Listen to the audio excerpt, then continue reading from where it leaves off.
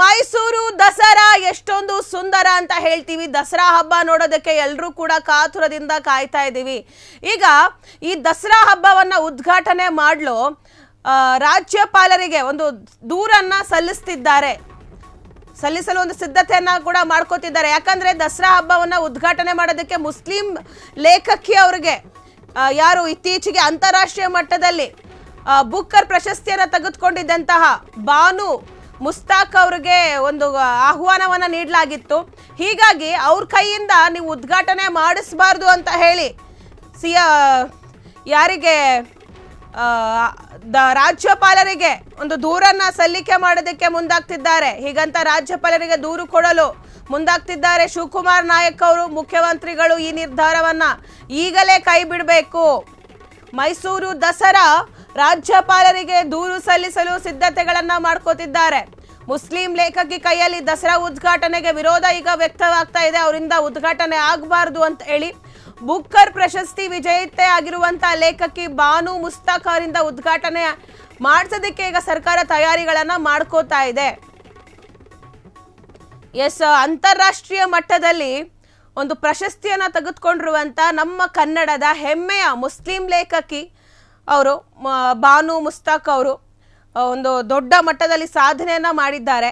ಇವ್ರಿಗೆ ಅಂದ್ರೆ ದಸರಾ ಹಬ್ಬದ ಉದ್ಘಾಟನಾ ಕಾರ್ಯಕ್ರಮ ಏನಿದೆ ಅದನ್ನ ಇವ್ರ ಕೈಯಿಂದ ಮಾಡಿಸೋಣ. ಯಾಕಂದ್ರೆ ಒಂದು ದೊಡ್ಡ ಮಟ್ಟದಲ್ಲಿ ಒಂದು ದೊಡ್ಡ ಪ್ರಶಸ್ತಿ ಬರೋದಕ್ಕೆ ಅದೆಲ್ಲ ಸುಮ್ಮನೆ ಅಲ್ಲ. ಅಂತಾರಾಷ್ಟ್ರೀಯ ಮಟ್ಟದಲ್ಲಿ ನಮ್ಮ ಕನ್ನಡದ ಪುಸ್ತಕ ಸದ್ದು ಮಾಡ್ತಿದೆ, ನಮ್ಮ ಕನ್ನಡದ ಪುಸ್ತಕ ಅಂತಾರಾಷ್ಟ್ರೀಯ ಮಟ್ಟಕ್ಕೆ ಹೋಗಿದೆ ಅಂತಂದ್ರೆ ಅದು ಸುಮ್ಮನೆ ವಿಚಾರ ಅಲ್ಲ. ಹೀಗಾಗಿ ಅವ್ರಿಗಿರುವಂಥ ನಾಲೆಡ್ಜು, ಅವರಲ್ಲಿರುವಂಥ ಪ್ರತಿಭೆ ಇದನ್ನೆಲ್ಲ ಗುರುತಿಸಿ ಸರ್ಕಾರ ನಮ್ಮ ಕನ್ನಡದ ಹೆಮ್ಮೆಯ ಲೇಖಕಿ ಆಗಿರುವಂಥ ಬಾನು ಮುಸ್ತಾಕ್ ಅವ್ರ ಕಡೆಯಿಂದ ಬುಕ್ಕನ್ನು ಉದ್ಘಾಟನೆ ಮಾಡಿಸೋಣ ಅಂತ ಹೇಳಿ ಒಂದು ಅಂದರೆ ಪ್ಲಾನನ್ನು ಸಿದ್ಧತೆಗಳನ್ನು ಮಾಡ್ಕೋತಾ ಇತ್ತು.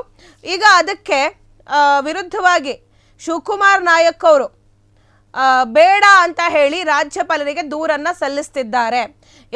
ನೋಡಿ, ಈಗ ಅಂದರೆ ಅವ್ರಿಗಿರುವಂಥ ಪ್ರತಿಭೆ ಬೇರೆ, ಅವ್ರು ಮಾಡಿರುವಂಥ ಸಾಧನೆ ಬೇರೆ. ಈ ಸಾಧನೆ ಮಧ್ಯ ಧರ್ಮವನ್ನು ತರ್ತಿದಾರಲ್ಲ, ಅದು ಸರಿ ಇಲ್ಲ. ಏನು ಅವ್ರು ಮುಸ್ಲಿಂ ಆದರೆ ಏನಂತೆ?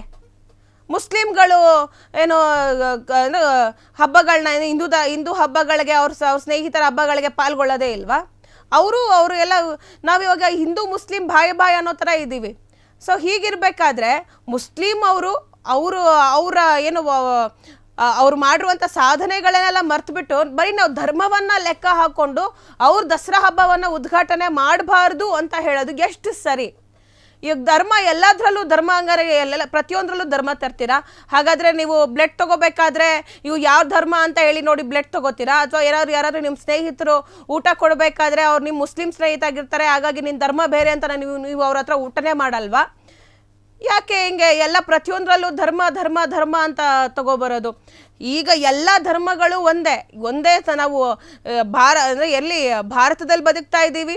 ಅದು ಅಲ್ಲದೆ ಕರ್ನಾಟಕ ಬೆಂಗಳೂರು ಏನಿದೆ, ಬೆಂಗಳೂರಲ್ಲೂ ನಾವು ಸರ್ವಧರ್ಮ ಸಾಮಾನ್ಯರು ಅಂತ ಹೇಳಿ ಈ ಬರೀ ಹಿಂದೂ ಮುಸ್ಲಿಮ್ಸ್ ಅಷ್ಟೇ ಅಲ್ಲ, ಬೇರೆ ಬೇರೆ ದೇಶಗಳಿಂದ, ಬೇರೆ ಬೇರೆ ರಾಜ್ಯಗಳಿಂದ, ಕೇರಳದಿಂದ, ತಮಿಳ್ನಾಡಿಂದ, ಆಂಧ್ರ ಪ್ರದೇಶದಿಂದ ಪ್ರತಿಯೊಬ್ಬರು ಇಲ್ಲಿ ಬಂದು ಬದುಕ್ತಿದ್ದಾರೆ.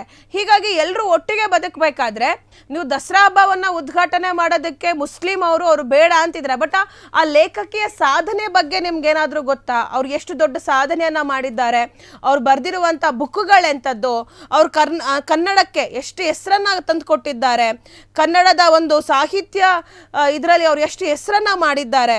ಒಂದು ಅತ್ಯುನ್ನತವಾದ ಒಂದು ಪ್ರಶಸ್ತಿಯನ್ನು ಪಡೆದಿರುವಂಥದ್ದು ಬಾನು ಮುಸ್ತಾಕ್ ಅವ್ರು ಬರೆದಿರುವಂಥ ಹಸೀನಾ ಕಥೆಗಳು. ಹಸೀನಾ ಅನ್ನೋ ಒಂದು ಕಥೆ ಏನಿದೆ ಅದು ಚಿತ್ರ ಅಂದರೆ ಚಲನಚಿತ್ರವಾಗಿದೆ. ಅವರು ಎಷ್ಟು ಕೊಡುಗೆಗಳನ್ನು ಕೊಟ್ಟಿದ್ದಾರೆ. ಇದನ್ನೆಲ್ಲ ಬಿಟ್ಟು ಅವ್ರು ಮುಸ್ಲಿಮು, ಅವ್ರ ಕೈಲಿ ಮಾಡಿಸ್ಬಾರ್ದು, ಅವ್ರಿಗೆ ಏನೋ ಅವ್ರಿಗೆ ನಮ್ಮ ಆಚಾರ ವಿಚಾರಗಳು ಗೊತ್ತಿಲ್ಲ ಅಂತಾರೆ. ಇಷ್ಟೆಲ್ಲ ಪುಸ್ತಕಗಳು ಬರೆದಿರೋರಿಗೆ ನಮ್ಮ ಆಚಾರ ವಿಚಾರಗಳು ಏನಕ್ಕೆ ಗೊತ್ತಿರಲ್ಲ? ಅವ್ರಿಗಾಗಿರುವಂಥ ಏಜ್ ಎಂಥದ್ದು, ಅವ್ರಿಗಿರುವಂಥ ಎಕ್ಸ್ಪೀರಿಯನ್ಸ್ ಎಂಥದ್ದು, ಇದ್ರ ಮಧ್ಯೆ ನೀವು ಅವ್ರು ಮುಸ್ಲಿಮು ಅಂತ ಹೇಳಿ ನೀವು ಅವ್ರನ್ನ ಅಲ್ಲಗಳಿತಿದ್ರಲ್ಲ, ಅದು ತಪ್ಪು. ಕ್ಷಣ ಕ್ಷಣದ ಸುದ್ದಿಗಳಿಗಾಗಿ ಫ್ರೀಡಂ ಟಿವಿ ಸಬ್ಸ್ಕ್ರೈಬ್ ಮಾಡಿ, ಲೈಕ್ ಮಾಡಿ ಹಾಗೂ ಫಾಲೋ ಮಾಡಿ. ಹೊಸ ಸುದ್ದಿಗಳ ನೋಟಿಫಿಕೇಶನ್ಗಾಗಿ ಬೆಲ್ ಐಕಾನ್ ಮೇಲೆ ಕ್ಲಿಕ್ ಮಾಡಿ.